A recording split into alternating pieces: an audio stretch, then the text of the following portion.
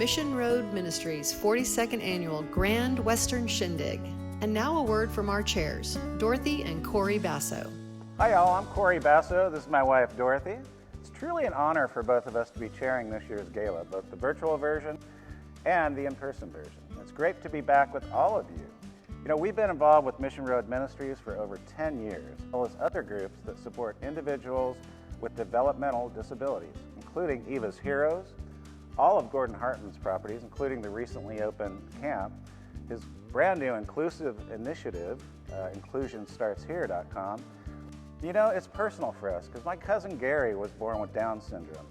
He was the nicest, most caring person I have ever met. He was a jokester, a prankster. He did not have a negative bone in his body.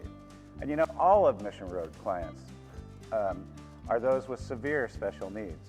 So we all need to help with their mission. Please give from your heart tonight for individuals who really need our support.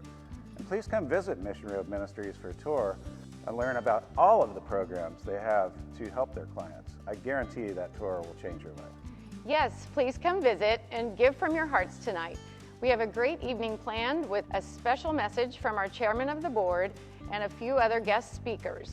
And now I'd like for you to meet a special person who is just one of the many individuals that benefit from your generous support of Mission Road Ministries. Please watch.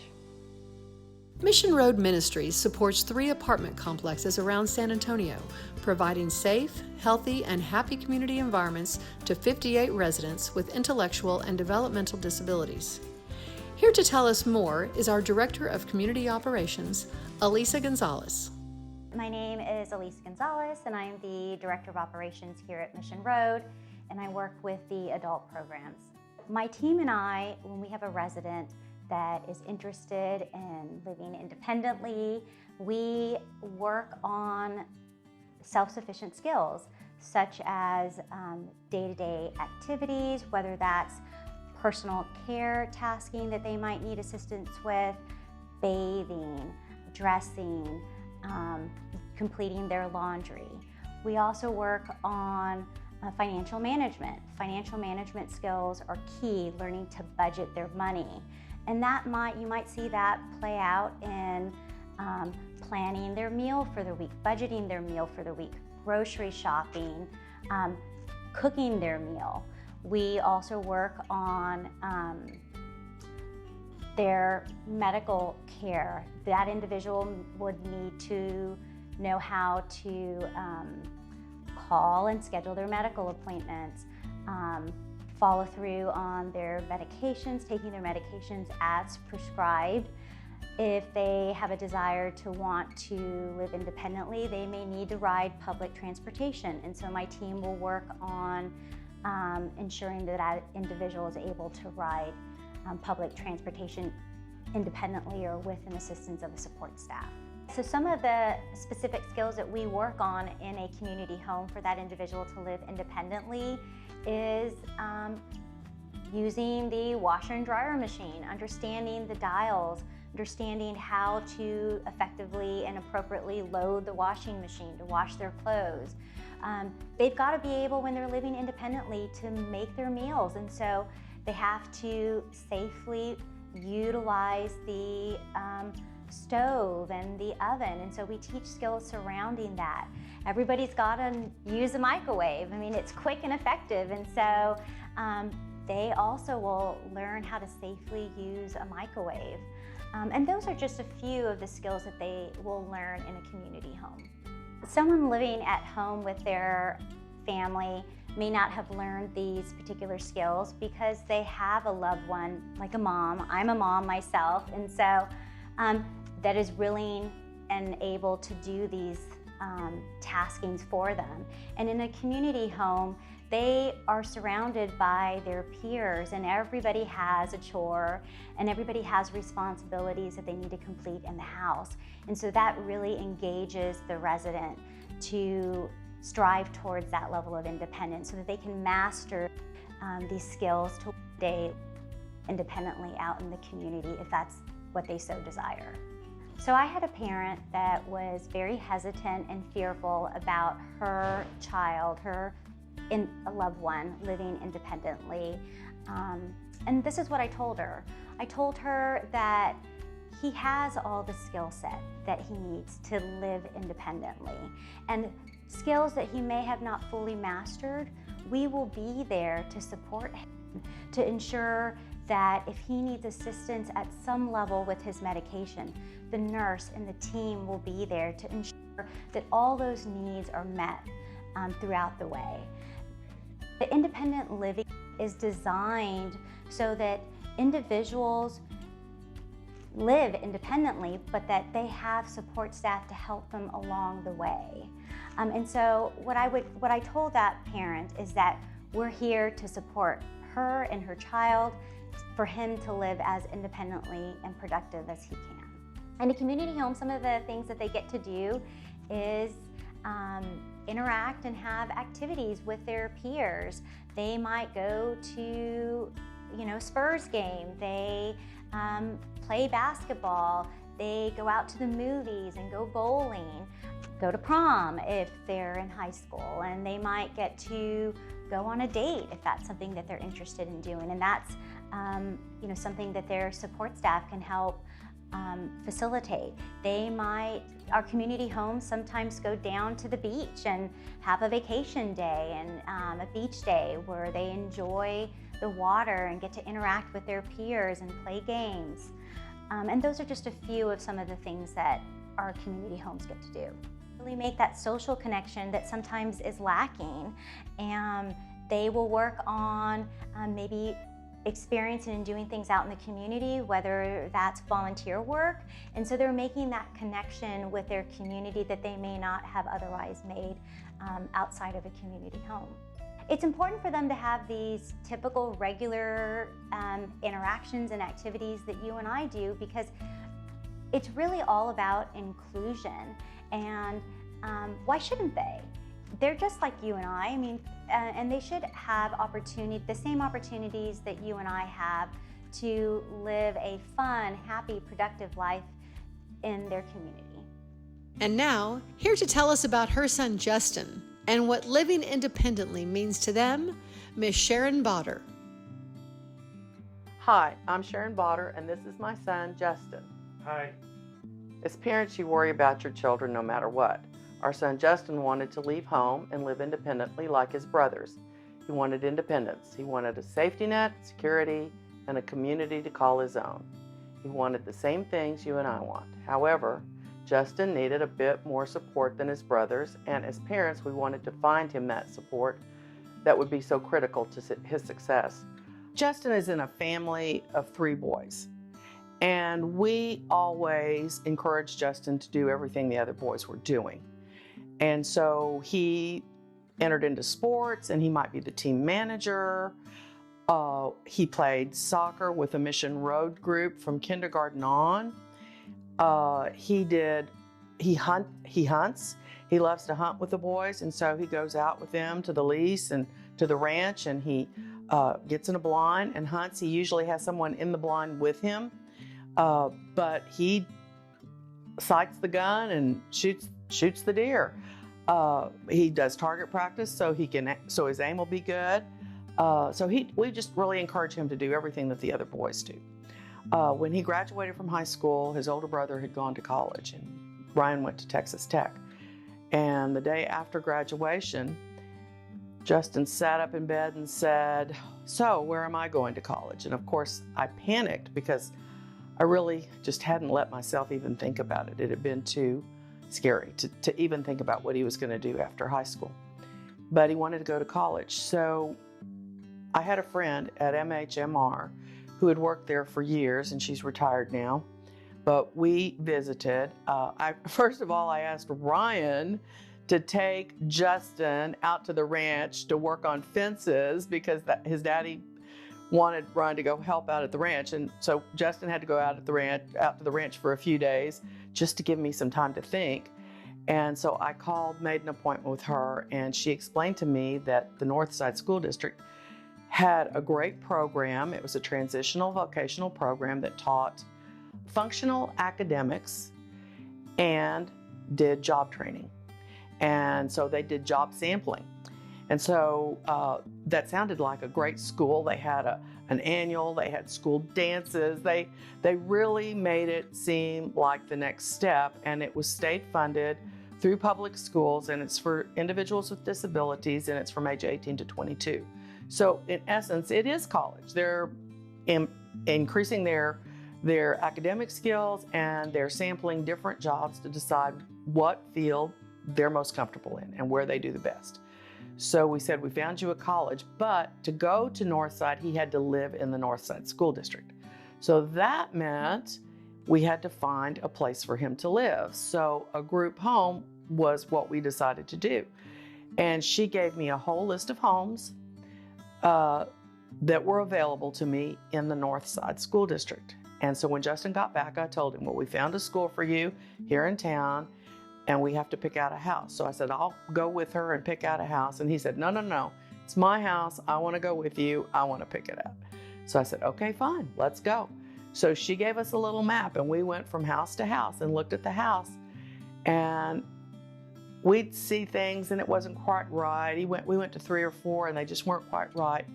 And finally we'd kind of given up, and we drove up to this house, and there were bicycles in the front yard, parked in the front yard, and we walked in, and there were 4 guys, and they were having pizza that night for dinner, and Justin said, this is it. This is the house. I like this house.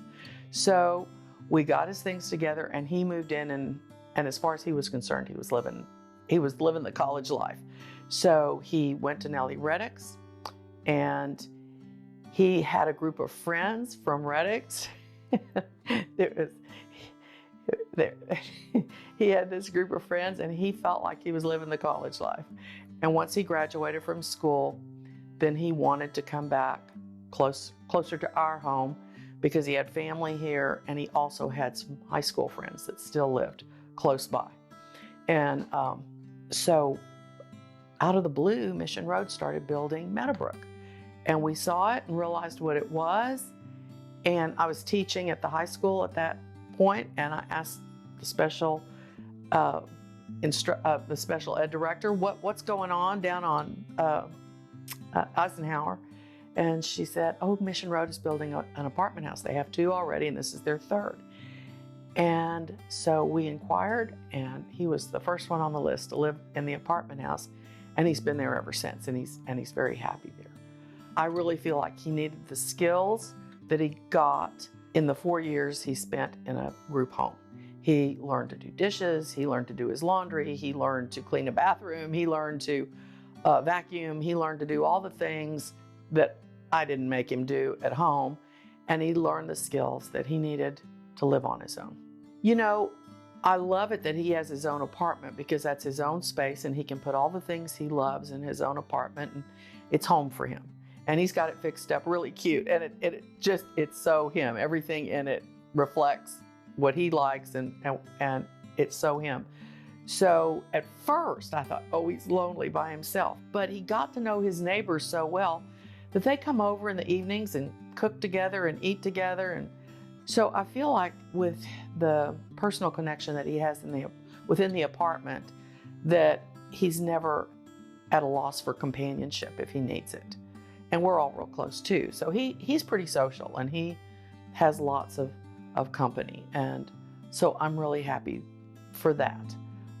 Many of the residents are around the same age as Justin with similar abilities. They all enjoy sitting on the porch visiting, walking to lunch, shopping together, confiding in one another, and sharing experiences just like any other community of neighbors. Justin entertains in his apartment. He has friends over to watch movies. His nieces and nephews visit frequently. And annually, he hosts a Christmas party for the family, and we all join to help him decorate his tree and his front door. Justin has as full a life as any of my children do. His regret is that both of his brothers have beautiful wives and beautiful children, but he is a godfather to Molly and a godfather to Bryn. And when he says, I wish I had children, I always tell him, you do have children. You have 2 little girls, and you're their godfather, and you have a big responsibility. And I said, and you really need to spoil them. And so he buys gifts for them and visits with them. And that's one of those things that I think parents worry about, whether you have a special needs child or not. that they'll marry and have a family, and some not all people are destined for that. And so it's just one of those things. And we've talked about it, and he's noticed with his brothers, when they have children, he'll say, I don't think I could buy all those diapers. I don't think I could get them to the hospital if they were sick. So he said, I guess it's best I don't have children. You know, and he's smart enough to really observe and come to that conclusion on his own. So we talk about it very realistically. And his sister-in-laws are really sisters to him. They're really wonderful with him. And I just feel like we are giving him the best life we can give him. We just love him. We just get the biggest kick out of him, and he is a kind, good, decent human being. And he is, and always has been, the type of person, and I've noticed that he and all of his friends, they look at your heart and they know who you are, and that's how they see you. They see you from the heart. And so they're very genuine, and they're very loving. They don't criticize, they don't judge. They're very open, and they're just a lot of fun. They just make me laugh, and they're just great. I mean, they really are. And they really enjoy one another, and they enjoy bringing new people in.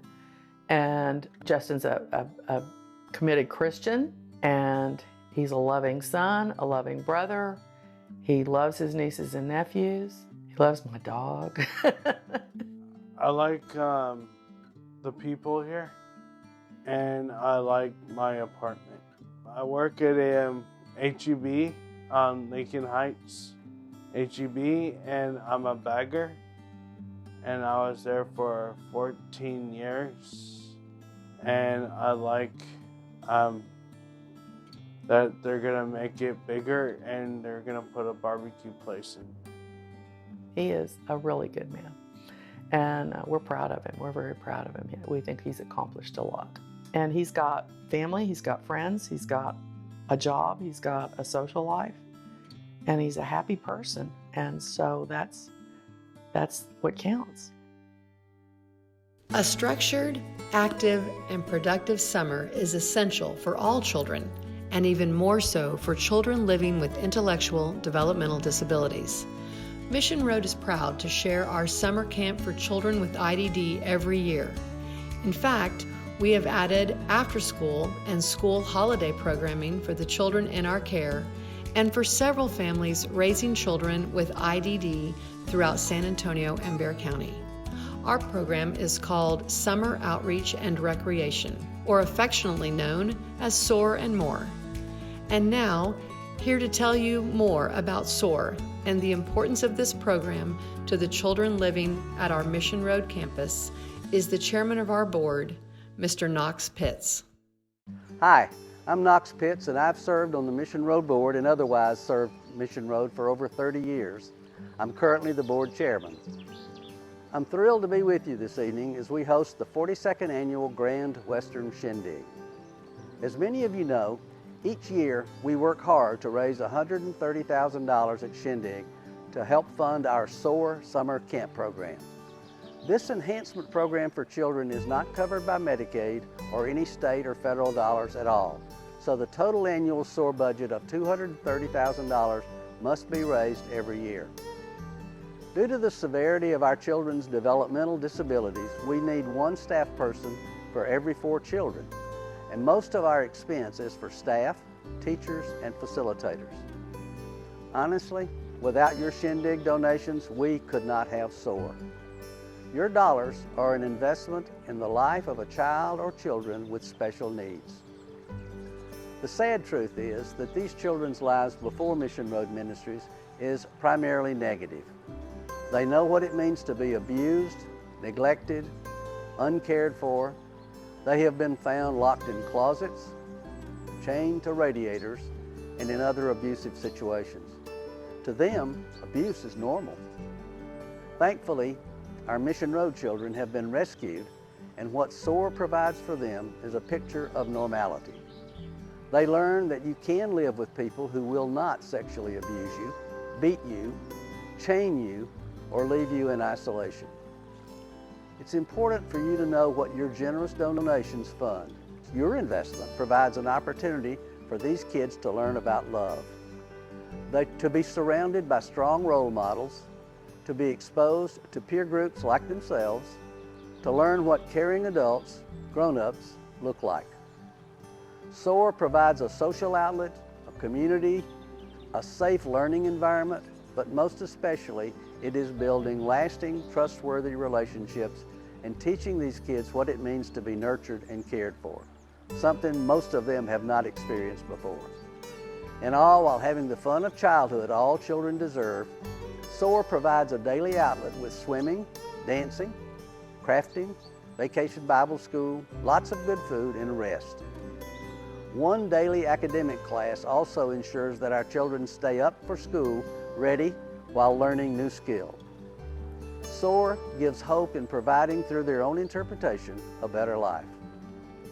We know that we are the stewards of the donor's heart, and we take that very seriously. We hope you will share a piece of your heart with Mission Road today. Thank you. Hi, I'm Lynette Fairman, Vice President of Development and Communications at Mission Road Ministries. I've been at Mission Road for 10 years, and it's my honor to take this opportunity, to take this moment, to share with you how Mission Road Ministries serves those in our care, and how you can help. We care for children as young as 3, and for adults well into their 80s. Now, don't let that age gap fool you. The people we serve all share one thing in common. They share a diagnosis of intellectual developmental disabilities, or IDD for short. It's just one diagnosis and it's just one description. It is certainly not the priority description. It is certainly not the main thing that describes them. In fact, it might be number 30 or 40 on that list that describes these very special individuals. But they do have an intellectual developmental disability. It's a condition, not an illness. It is not currently curable. Oftentimes, their disability is a change in the DNA that occurred at conception. It could be an injury that was sustained during pregnancy or at birth or during childhood. It is part of a larger diagnosis, one that we've all heard of, like Down syndrome or cerebral palsy or Fragile X or the ubiquitous autism. It means that they all need a little more help than you and I need, and they need it every day. We all need help in our life. We all need help getting through school, going to college, getting a job, buying a house, questions about our kids and their schooling too. We all need help. But you and I don't need help with the very basic tasks, at least today, like getting out of bed or getting dressed, eating, taking medication, transportation. These are things with which they need help every single day. Some of our folks are really quite independent. They hold jobs, they rent apartments, they can keep those apartments clean, they can take their own medication, they can get to and from work, and they've got friends, and they take vacations. But they do need help staying safe and staying productive. So we help them pay their bills, we protect their property, and we make sure that they are not victimized. Others need quite a bit more help. In fact, about 60% of the people we serve are nonverbal. They cannot speak. They are quite vulnerable. These folks need help with most of the things that they do every day. They depend on equipment like wheelchairs and walkers to safely move from one room to the next. Now, you and I may not need this very distinct level of help, but we will one day. We will need help with these things. The difference is the people we care for need this kind of help every day throughout their lives. You know what's interesting is that often an intellectual developmental disability does not diminish or shorten a person's life. They live long lives. And with our help, with the people at Mission Road Ministries, that life can be very happy, productive, and safe.